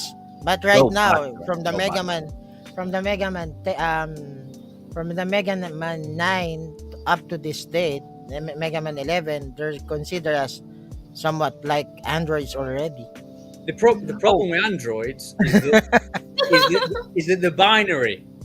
They use binary coding, don't they? They all like the So program. they're bi. So the binary. So they're bi. They They're can bi. be considered as girl and others considered as boy. Oh, speaking of Mega Man characters who can be girl on and boy, I think I told Sir Ray and the guys about this. Originally I thought Zero was a girl, all because of the long blonde hair. What? No. Yeah, Actually, I me thought Zero was a girl. I mean, long blonde hair. Yeah. He has these green boobs. Di ba Right. usually ganun naman, Sir Joe? Like, there's a main character. The main character is a boy. Then there his or her or his alternate character is a girl. He's a girl, right? Diba? Yeah, for example, is Knuckles a girl or a boy? Who? Knuckles. Knuckles? It's Oh. a guy. It's a Yeah, it's a boy. boy. It's a guy. Yeah, it's a boy. Kaya siguro naglabas ang Sega ng Amy Rose, no? Yeah, because there's no girls. I Right, mean, there's no Tails was a boy, Knuckles was a boy, and the succeeding games they introduced like what? You got Amy Rose, you got Rouge, the only girls there. I mean, who's the rabbit, Sir Dan? I think there's a rabbit Cream. also. Cream the rabbit. The rabbit. Cream the rabbit. You got Shadow and all them lot, aren't you? So. I mean, Shadow, Silver, Mm. Yeah. right? And as far as and it's also a platformer. So if we're going with mascots, it should be a platformer for some reason. Yeah, it's, Like I, all think, mascots should be a platformer. I think platformers are very accessible. I think they've got a very broad appeal, haven't they? So for the casual players. For the casual players, because I thought when we were talking about the Capcom mascots, I thought the first person that I thought of was Ryu from Street Fighter. But then again, not everyone is good with fighting games. Yeah. You would argue Jill Valentine, Resident Evil, but not everyone's playing survival horror games. Correct. So it Yeah. had to be. So the best wise choice would be going with Mega Man platformer. Anybody can play, either girl or boy players, right? And everyone likes blue. Everyone True. likes blue. Exactly. Means what? Everyone Blue. likes Blue. You like I the am blue, blue. right? Blue. I am- Right? I am Mega Man is blue. My background's blue. Mine is black. Mine Yeah, is blue. and because Anyhow. because Shadow is black.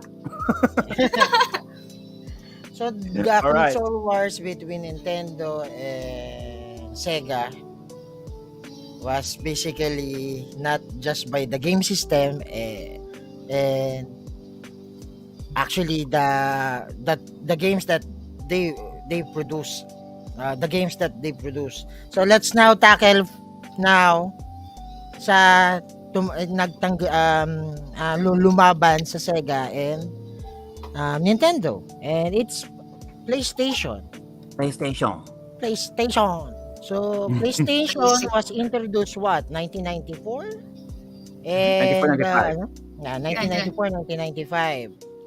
And was their first mascot is Polygon Man. If Sergio, paki check naman Polygon kung may Man. Polygon Man. So basically, Polygon Man was just parang yung manual system ng Sega. Like they're just the face itself. Until nagkaroon ng Battle Royale, PS3 Battle Royale, just like on the screen, and Battle Royale, dyan lang siya nilabas as the character itself. So, Polygon Man was basically the main boss of that game. Pero, when they released Polygon Man on 1993, it's just a typical drawn-up character lang. Just being... And then, all of a sudden, yun nga, 1996, PlayStation 1 came, the console itself. Kasi 1994, wala pa masyadong console. Hindi pa talaga fully naglalabas ang PlayStation. And then, 1996 came. PlayStation was introduced. And then, PlayStation or Sony Entertainment did a face of their console. And then, Naughty Dog, yan, naglabas sila ng game called Crash Bandicoot. So, si Crash Bandicoot, basically the main the main mascot of PlayStation 1 from 1996 up to 2000. Yan. So, naging love siya ng gamers dahil up to 2000 naging face siya ng PlayStation. And then from 2000, ang nangyari kasi kaya siya natigil as a mascot is because Universal Interactive Studio, ayan nga, is nagkaroon ng kasunduan nagkaroon ng written agreement on all gaming platforms na magiging multi-platform na ang Crash Bandicoot. Kasi ang Sony kasi ito sa mga nagtatanong bakit marami yung nagiging mascot ng Sony. Hindi sila nag-stick ng isa. Unlike Sega, si Sonic lang, si Nintendo, si Mario lang, yung main nila. Bakit ang Sony for the past 29 years wala silang specific na mascot that they considered as sa kanila or they considers their main mascot is due to the fact na based on some write-ups they're basing it on the sales of the release of their gaming consoles. Yeah, it's all For about the sales. example, Yes. PS1 they release, 'di ba, Crash Bandicoot, they consider Crash Bandicoot as their mascot. Then lumabas ang PS2. Now, PS2 right now, sino yung naging face nila? Doon na pumasok si Jack and Daxter. Ratchet and Clank, yeah. Si Ratchet and Clank, si Sly Cooper, yan. Pero medyo naging sikat kasi sa PS2 si Jax and Daxter. Jack and Daxter. Ayan. Baka hindi yung si Jax and Daxter, PS2 era, maganda ang sales. So they consider him or the character as the face of Sony. And then PSP came. Yung mga game nila ng PS2 na cross-platform o na cross game nila sa PS2 na pinasok din nila. Then still, Ratchet and Clank. Yan. Actually, some of them considered Ratchet and Clank is considered the main mascot of Sony Entertainment. Bakit? Kasi PS2 era, PSP, PS Vita, PS4, and right now PS5, meron pa rin siyang game. So all of the platforms of Sony Entertainment, meron siyang game. Yan. Sony flagship character at that time. Also love Sony Club back Nintendo and whole class visiting yan. So right now guys, they some of the gaming expert considered Ratchet and Clank as the main mascot of Sony Entertainment. Now, pagdating ng PS3 era and PS2 mid and before mag PS3, lumabas si Kratos. Sabi kanina ni Honoka kanina sa backstage, Kratos was not considered as the official we call this official main character and the main mascot of Sony Entertainment. Doon ka mali. because Kratos is considered as their main mascot or main title holder. Why? Kratos was produced on PS2, PS3, PS Vita, PS3, PS4, and right now PS5. Mm. As Okay? violent as he can be. As violent as he can be. Yeah. Kasi Bloody ang violence. yan. Pero yun nga, nagbago kasi yan. 2018, nagbago. Ang gusto ngayon ng Sony, mas child-friendly. So, Yep. nilabas nila si Sackboy. Si Sackboy. Sackboy, sa Sackboy. Little Big Planet. Sa Little Big Planet, dun nilabas si Sackboy. So, kung may kakalala sa inyo kay Sackboy, siya yung parang sako. Parang yung pang yung, yung ginagamit ng mangkukulam. Like a raggedy doll. Yung ragdoll, It's like a voodoo doll. Parang voodoo doll ang dating niya. Yan. So, It's, he's a lovable character that, syempre, ang gusto kasing ng Sony right now, Sony Entertainment, is maging approachable yung nila, yung main character nila o main mascot nila to the whole genre. Whether you're a kid, adult, a teen, or they can say the Gen X, Gen Y, is something. Ayan. Thank you pala sa Nintendo for creating the PlayStation. Kung wala kayo, wala din PlayStation. Exactly. Ayan. True. So, Sackboy was initially after Kratos. They considered Kratos kasi after that, medyo violent daw si Kratos. They considered now as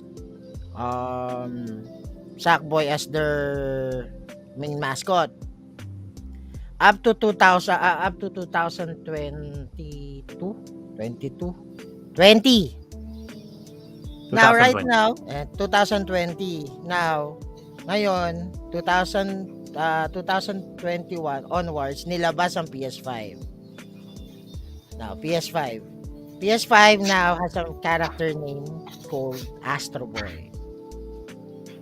Yan, si Astro Boy. Astro Boy. So, siya na ang face ng, siya na right now ang face ng PlayStation. So, sino ba si Astro Boy? Robot. Astrobot. Robot. Robot. Yan. So, parang lang siyang si Sackboy. As you can Only see a on robot. the screen. A robot. Pero robot siya. Yes. Ayun. Diba? So, right now, Astro Boy is the face or the mascot right now of PlayStation. So may nagtatanong bakit papalit-palit? Bakit papalit-palit ang Sony, hindi nila mag-isa, di ba? Yan talagang nagdedepende talaga sila sa platform sa game system na nilalabas. It's the platforming. Yeah. Di ba? So that's the history of why PlayStation or somewhat marami silang they considered marami silang mascot. Yeah. I didn't mention pa Nathan Drake. Actually, si Nathan Drake sa Uncharted. Yeah. I was waiting for Nathan Drake. Diba? Sa Uncharted, nung lumabas ng PS3, sobrang well-known. Kasi ang Was dami he really ng that popular? PS3, tapos PS Vita, PS4, and right now sa PS5. So, diba? So, nagdedepende talaga ang mascot if pagdating sa sales ng game. Yun ang ginagawa ng Sony. Parang cash cow nila. Kung maganda sales ng game mo, ikaw ang face namin. And that's it. Yeah. Yun yung story ng mascot ng PlayStation. And they have a lot. So, Yeah. True. Basically, they have A lot. and what survey mentioned there, guys, it's just the most notable ones. He didn't even bother mentioning the others who had failed, actually. They try to Yeah, consider Sergio, they try to consider Spyro? Lara Croft. Spyro. The Dragon. Yeah. Yan. Kaso lang nga, ang basihan din minsan kasi ng being the face of the gaming system is yung exclusivity niya. Kung saan siya lang lalabas. For example, si Lara Croft, di ba nilabas si Lara Croft? Oh, Lara Croft, yeah. PS1, 2, 3. Mhm. As ang yung Tomb Raider 1, 2, 3. And then nagkaroon ng kasunduan kasi ang yung ano niya na makipag-tie up sa Konami. Naglabas sila sa sa Xbox. And playable. Actually sa Dreamcast, sa Dreamcast. Naglabas sila ng game sa Dreamcast. So ayun, that's the thing na nag-cut ties dun sa series ng ng Tomb Raider sa PS. I mean, there's still games sa PS pero sadly kung si Lara Croft is naging face ng PS1, makakita tayo ng kauna-unahang mascot na babae. Sadly hindi nangyari na na-triangle ang boobs. Right. I mean, who do we have as a female mascot right at the moment? Si Peach pa lang eh. We got Actually, Peach for Nintendo. We Amy got Amy Rose from Sega. Amy for Sega. And I mean, like ano lang sila what? parang Jill Valentine for Capcom.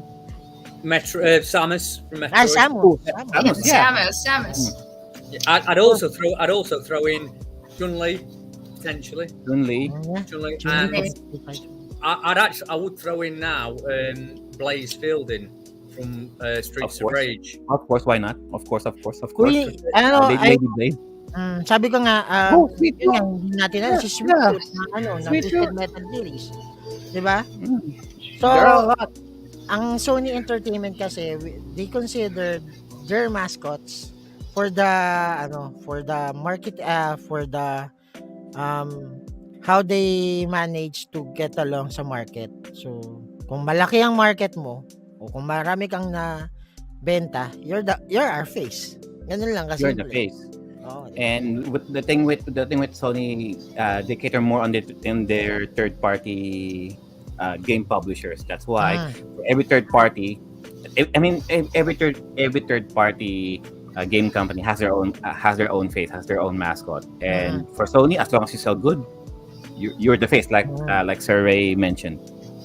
So thank you for a quick rundown. I mean, we could have expanded a little bit more, but we're running out of time, guys.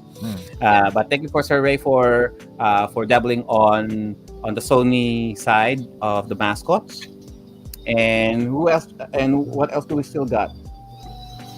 Oh, we're the next ones that we got is the Microsoft side of things.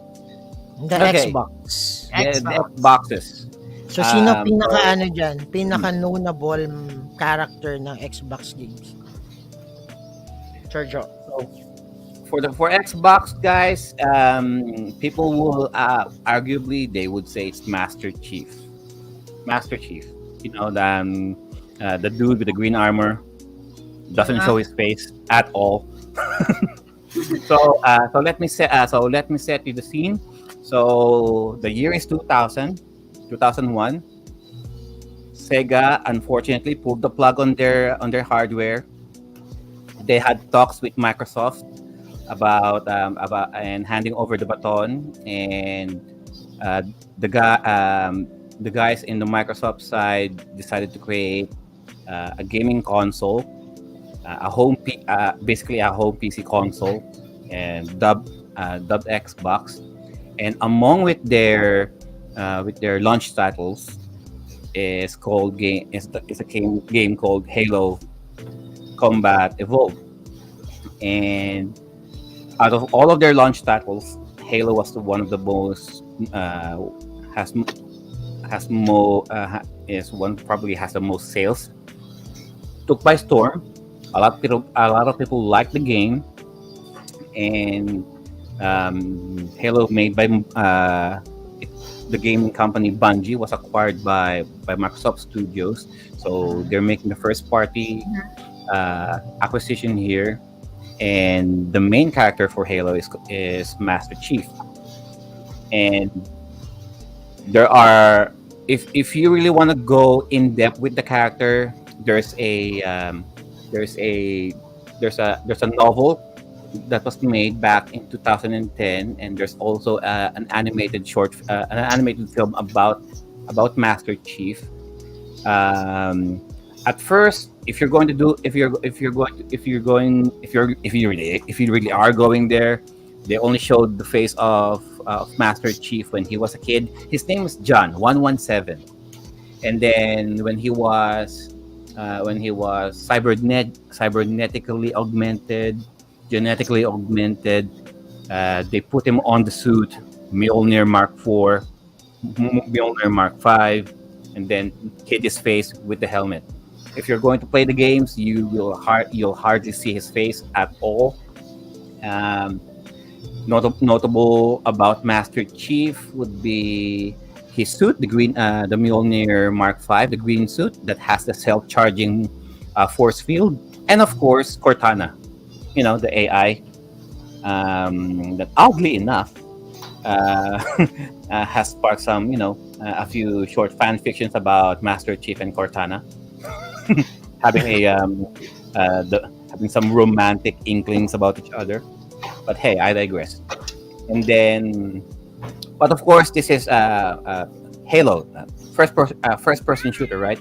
So, but as if we are going by mascot rules, the rule criteria would be a platformer. Of course, there should be a platformer side as well for Microsoft, and that's where this mascot called Blinks. Blinks the cat. Yeah. So Blinks. So I'll just show you guys who is Blinks is, because Master Chief doesn't need an introduction. You know who that guy is. But how about Blinks?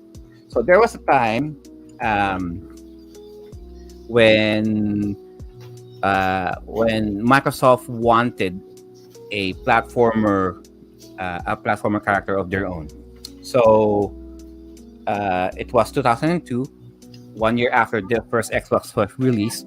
They wanted to capture the Japanese gaming market, so they went straight to Japan and have to talk to a few gaming studios. One gaming studio that they approached was Artoon, and the founder of Artoon was none other than Naoto Oshima. Naoto Oshima was the guy who created Sonic. Yeah. Yeah. So Naoto's team, along with other Sega developers who fled after Sega went down, they established this gaming studio named Artoon in Japan. And the Microsoft team went there, and Artoon, the guy, Naoto Oshima, was ecstatic, was excited about the idea of having a platformer character that will be exclusive for Xbox. So the character is a cat basically, and the overall designs for this for Blinks, there are some hints of Sonic in there. I mean, the color palette, of course. The color palette, the eye shadings, the attitude that it exudes. Oh, one note about here, Sir Dan. So, do you know that in the original Sonic artwork, Sonic was supposed to have fangs? No, I didn't know that. I did not know that. So Sonic has fangs, but Sega of America didn't like the idea, so they took off the fangs.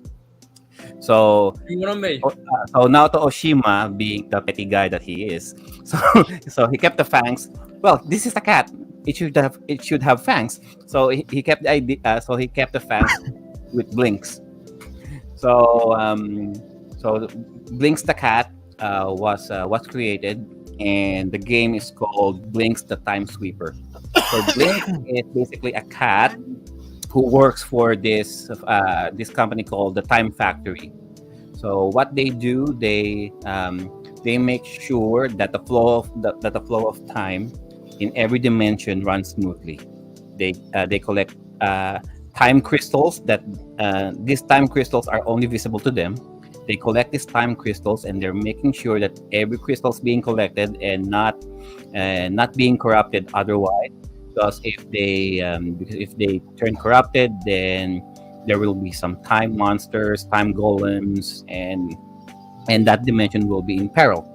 So the story of Blinks, there are these I think there are these rebels in this one dimension who threatens the land. They stole all of the time crystals, and by doing so they also abducted the princess of that dimension. So the time factory decided, okay, let's cut our losses. Let's just forget that dimension, and so that we don't have to deal with it, right? And Blinks, for some reason, decided to take it upon himself and go to that dimension to fight these time rebels to save the princess. So this is basically, which is weird, to be honest. It was created by the team that made Sonic, but the premise is basically Mario. Someone who Sir, has a day job. nilabas lang to sa No, Xbox, di ba? I Uh, mean, sa From first the Xbox. original Xbox. Original The original Xbox, di ba? Yes, original Xbox. So this is basically a character who has a day job, who has to save a princess, who has to collect time crystals, which is basically coins. Mm. But the premise of this game is quite unique. Being a time sweeper, you have the power to control blinks. You have 5 powers. You can rewind time, pause time, fast forward time, and Kaya record. siya may buttons na may pause, may stop, may play, Mm. may fast forward, may... Oh, Yes. okay. So depending on how many time crystals the time crystals that you collect, it will give you all sorts of powers. So pause will just pause will just pause the enemy or pause the environment. If they're moving too fast, you want to catch them, pause. If you want to slow them down, you can use the slow mo. If you want to move faster, use the fast forward. If you want to stop, if you want to record yourself, the function of record, basically, if you press record, an after image of Blinks will move. Oh no, Blinks will move first, doing a specific action that you want him to do, and then after you've done your recording, the after image of Blinks that you wanted him to do, he will. So, for example, if you record yourself going left to get an item, but you also have an item going to the right, right?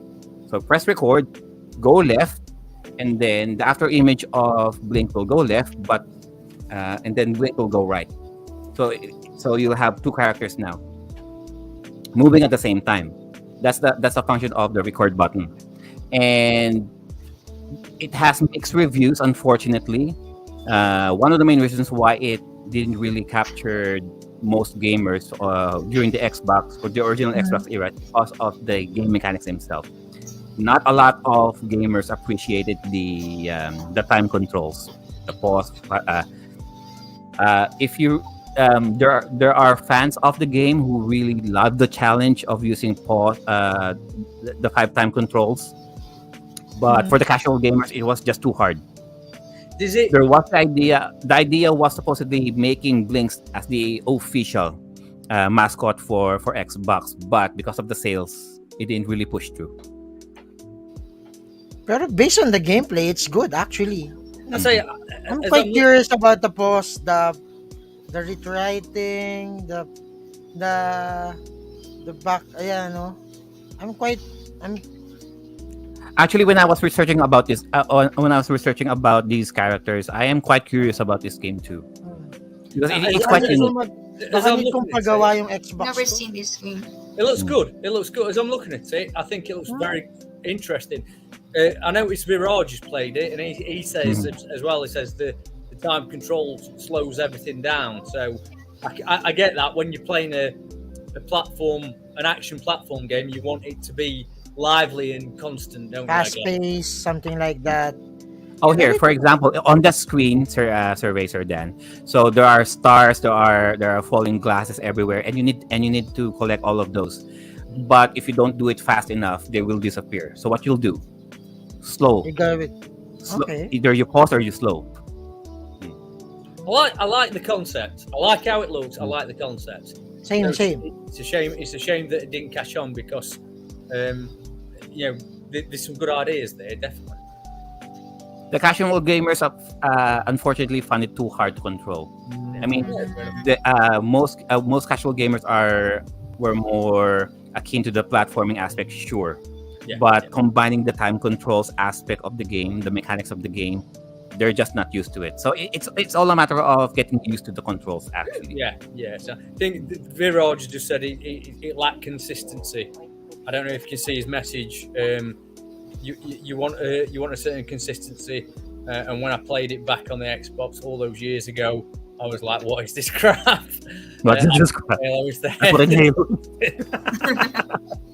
Go. So if you're going to talk about so that is why Blinks unfortunately didn't make the cut because yes, it is a platformer, but because of the lack of sales that it needed for Xbox to succeed, the title of official mascot was not really given to him.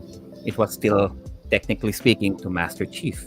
Yeah. But there's also one guy who almost took the title from Master Chief, and that would be Marcus Phoenix from Gears of War. Gears of War. So, Yeah. Gears of War. So in Gears of War, Xbox 360 exclusive game when it first came out, and it was made by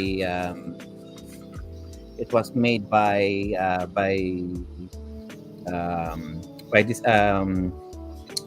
it's a how should I explain it? So it's supposed to be a horror third person shooter adventure kind of game, Gears of War, and there's not much documentation in pertaining of how Marcus Ferguson was created.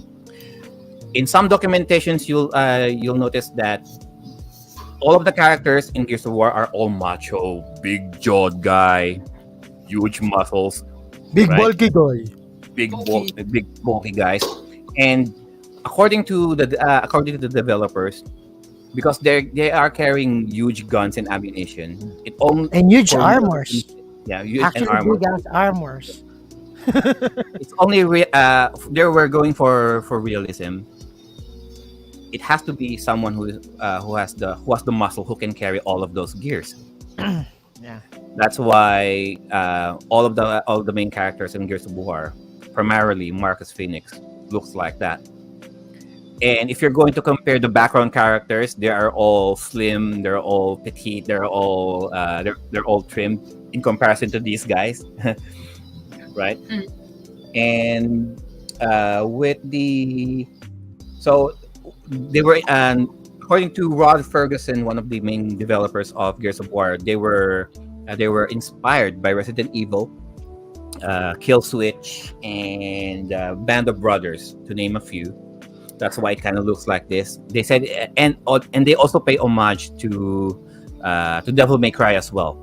So there are hints of all of those games, those 4 games in this game, and they wanted to make a game that not just a shooter but a dogfight, meaning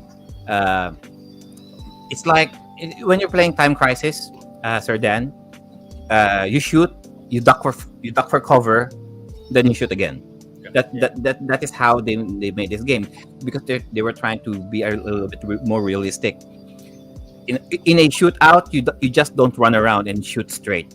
Yeah. Run straight to the enemy and shoot, like most first person shooters. Yeah. In this game, Marcus Phoenix, the strategy is basically shoot, cover, run for cover if you're being shot, and then shoot again. And a lot of fans, namely Adam Sessler of G4, made this editorial about who should be the official mascot of Xbox. Should it be Master Chief or Marcus Phoenix in terms of character? He's in his editorial, he prefers Marcus Phoenix because he's a lot more relatable. Only because you can see his face, you can see his facial expressions. With Master Chief, he hides his face with a mask. That's all. It's a neutral character. The premise of Master Chief, because it's a first-person shooter, you don't see his face. You can inject yourself to Master Chief. You are Master Chief. It could be anyone. It could be you. Yeah, yeah. In contrast with Marcus Phoenix with Gears of War, because you're controlling an avatar, namely Marcus Phoenix, you know, you go through the motions of the story, his loss, his joy, the enemies that they face. You go along with him. You go along with the story. That's why a lot more people are a lot more. There's a sizable shift between the Marcus Phoenix fans versus the Master Chief fans. So there are people who like the Gears of War. There are people who like Halo, and there are people who like both. I think it's the old school JRPG tradition versus Western RPG tradition. It does. Because you're not, because unlike with Master Chief, you only move alone. In Gears of War, you move in teams. Yeah. That's it. And for the Microsoft series kasi, they usually have a multiplayer, right? Yes. So unlike And for Master Chief, is the main antagonist lang. Unlike for Gears of War, there's a multiplayer command there. Oh, unfortunately, with Marcus Phoenix, guys, Marcus Phoenix officially retired. If you're going to go with Gears of War 4, Gears of War 5, Marcus Phoenix takes a sideline. It's all about his son now, who is leading Gears of War 4 and 5. So, and in terms of longevity, Master Chief still outperforms Marcus Phoenix, unfortunately. Right. So still, the face of Microsoft is still It Master always Chief. will be Master Chief. It's always be Master Chief. So tatlo lang sa Microsoft. Notable, Okay, yes. tatlo lang sa X. And notable lang. Aside Notable. from Well, honorable- unless of course you're gonna honorable count mentions. Forza. If you're gonna count Forza, no. All about cars, nah. Okay. I mean, what else is there for the 360 for Xbox aside from Gears of War, Halo? What else? Can't remember, but It was a cameo. Cameo were on Xbox, weren't it? Cameo was okay when it was first released for the 360, but not enough sales for Cameo. Yeah, right. okay. That's only It's still, yeah. I still But I prefer know Marcus. Cameo, but not a lot of. But in terms of sales, if we are going for sales here, Yeah. Nah. I mean, what is the timeless gamer criteria for being a mascot? Platformer, Yeah. sales, Sales, Master Chief being an exception. Sales for sales for that? face Sales quality, overall attitude-wise, That is wise. Yeah. Design. design, how. But number one talaga is the mula.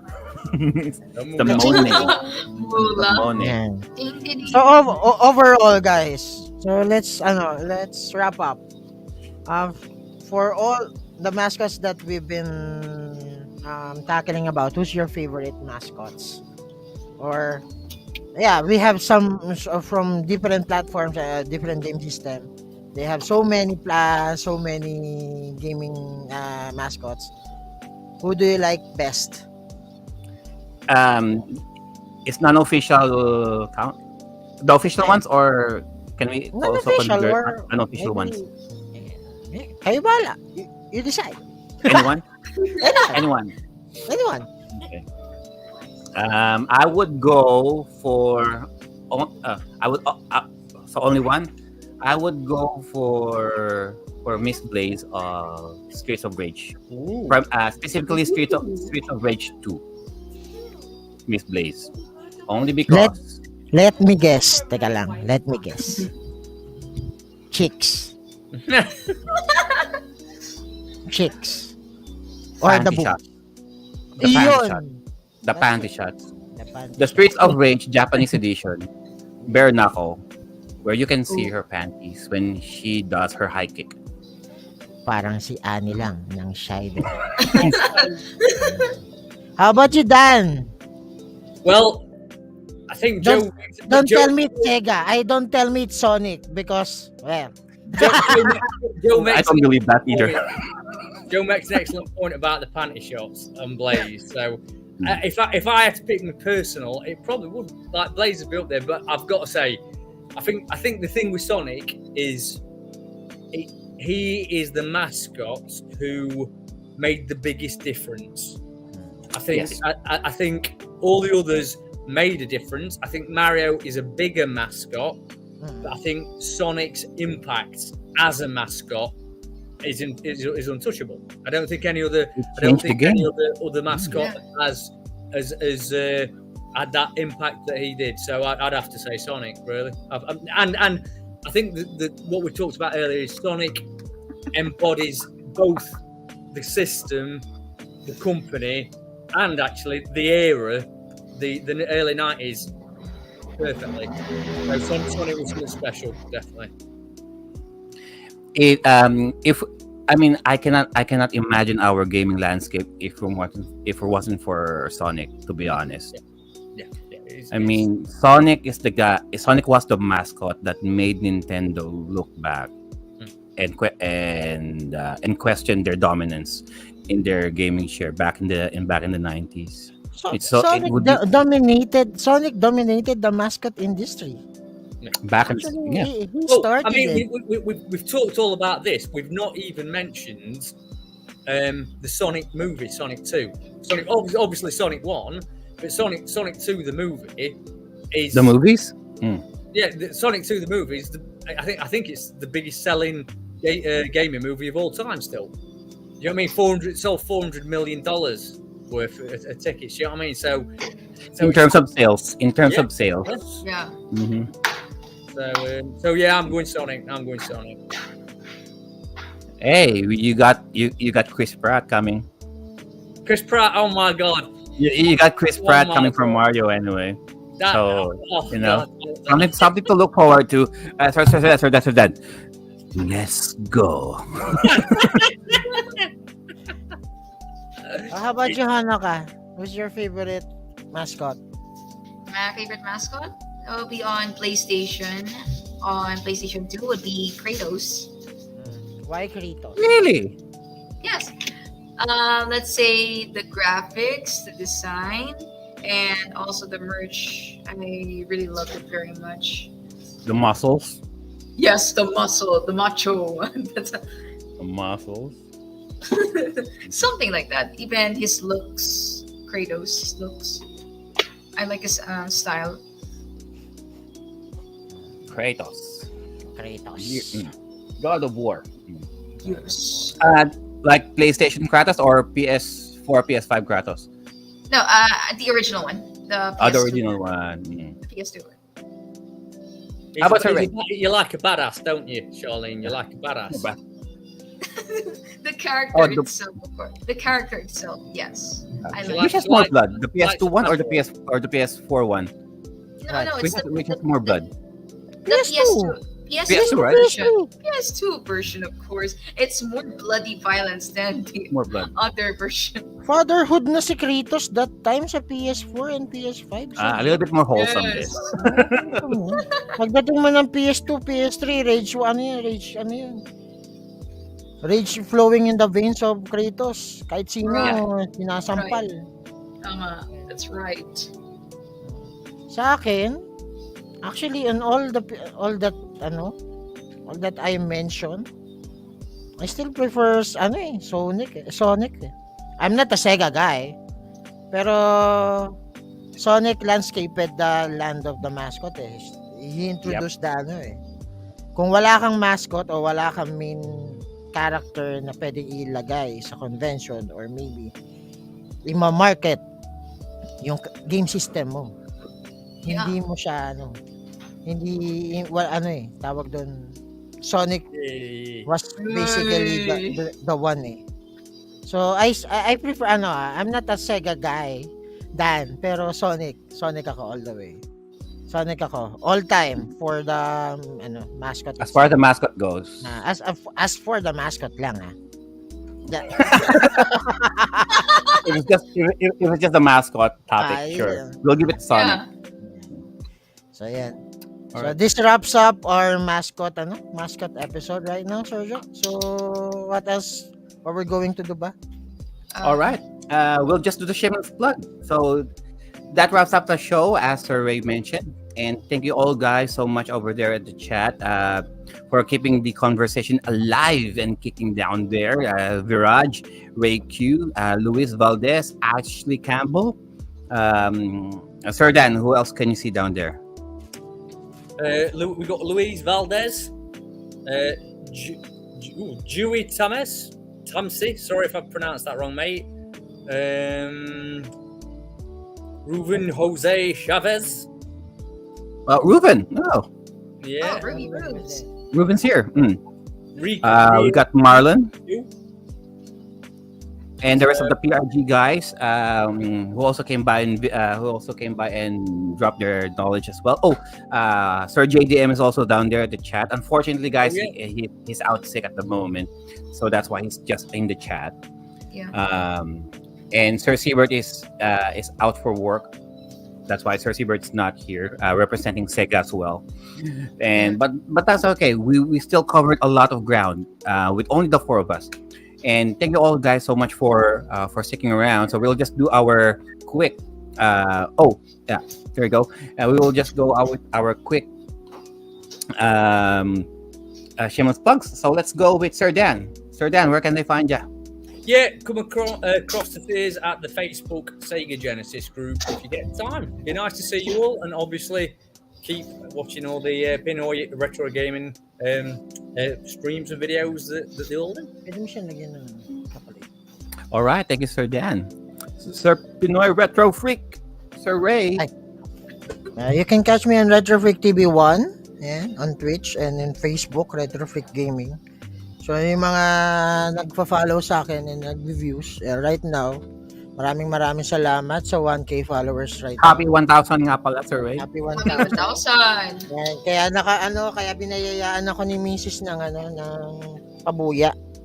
So, humbly bragging, may PS5 na ako. Ben. We can see the PS5 right there, see? Yeah, it's right over there. Sana all. And How did you manage to convince pink her that controller down ng Mrs. ko. pink? Anyhow, yun. And then, by this April, March, hintay-hintay lang kayo, may parapol ang lolo mo. So, All right, Just thank raffle. Oh, and raffle. dahil may Happy 1,000K raffle. Happy 1K follower. Yun. Again, this is Follower. Retrofreak Gaming. You can catch me on Retrofreak TV1, on Twitch, and on Facebook, it's Retrofreak Gaming. Yan, that's it. Horror games pa rin tayo. Walang kamatayan. So, thank you. Thank you, guys. Thank you to the comment section, to the people na nandyan sa comment section. Maraming salamat. And see you on my streams. Yes, let's add to that 1,000. Going for 2,000 target. 1,100. A little bit more realistic. Being realistic lang tayo, Sergio. 1,100. Alright. How about Miss Honoka? Well, you can actually find me guys on Facebook, Honoka99 Gaming Studio, and Twitch, Honoka99. So I'm actually a retro platformer game. Not only that, I'm also a rhythm gamer. But do also follow guys Pinoy Retro Gaming here for more awesome retro streams. You can also catch me on my streams as well for Honoka99 Gaming Studio. And see you guys soon. And thank you so much for watching here on Timeless. Really do appreciate it. All right. Thank you for that, Miss Honoka. And so we're just going to plug the show as well. So you can still catch our previous episodes, guys, by going to the YouTube channel of Timeless Gamer. It's Timeless Gamer PRG. If you are curious about our past episodes, all of those episodes are still archived there.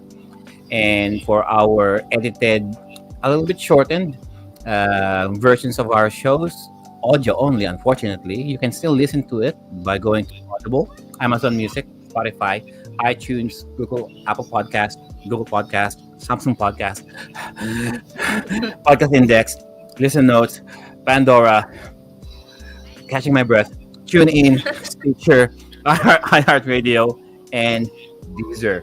So whichever platform, whichever device that you're using, you can still catch Timeless Gamer. Just Google search it. You will see us right there and then.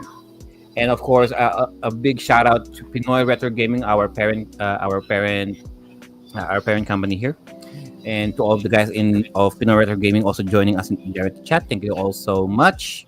And that's it, guys. We shall see you next time here in Timeless Gamer. And as always, our games and our bodies may grow out of date, but our gaming experiences will forever remain. Hey, Timeless. timeless. Timeless. Bye, guys. Dragon, shout out! Bye bye, guys. Bye bye. PS5. It's PS5.